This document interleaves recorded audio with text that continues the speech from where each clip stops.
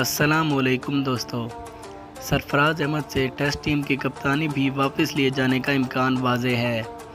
World cup کے بعد test team کے نئے کپتان کا نام اعلان کیا جائے گا۔ حیران کن طور پر شان مسعود کپتانی کے مضبوط امیدوار بن گئے۔ تفصیلات کے مطابق میڈیا رپورٹس کے مطابق دعویٰ کیا گیا ہے کہ قومی ٹیم کے کپتان سرفراز احمد کے ستارے ان دنوں گردش میں ہیں۔ بتایا گیا ہے کہ ورلڈ کپ کے فوری بعد سرفراز احمد سے کپتانی لیے جانے کا امکان ہے۔ بتایا گیا ہے کہ سرفراز احمد کی کپتانی میں قومی ٹیم کی ایک روزہ اور ٹیسٹ کرکٹ میں 2 سال کے دوران کارکردگی انتہائی مایوس کن رہی ہے۔ اس لیے سرفراز احمد سے ٹیسٹ اور ایک روزہ کی کپتانی واپس لیے جانے کا واضح امکان ہے۔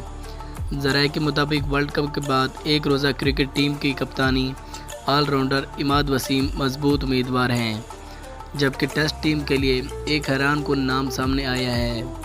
ذرائع کے مطابق نوجوان شان مسعود ٹیسٹ ٹیم کے کپتانی کے لیے مضبوط امیدوار ہیں، تاہم اس حوالے سے حتمی فیصلہ ورلڈ کپ کے بعد کیا جائے گا۔ مزید بتایا گیا ہے کہ چیئرمین احسان مانی کا قومی ٹیم کے کپتان سرفراز احمد سے گزشتہ روز رابطہ ہوا تھا۔ ذرائع کے مطابق احسان مانی نے سرفراز احمد کو ورلڈ کپ کے بعد کپتان برقرار رکھنے کی یقین دہانی نہیں کروائی۔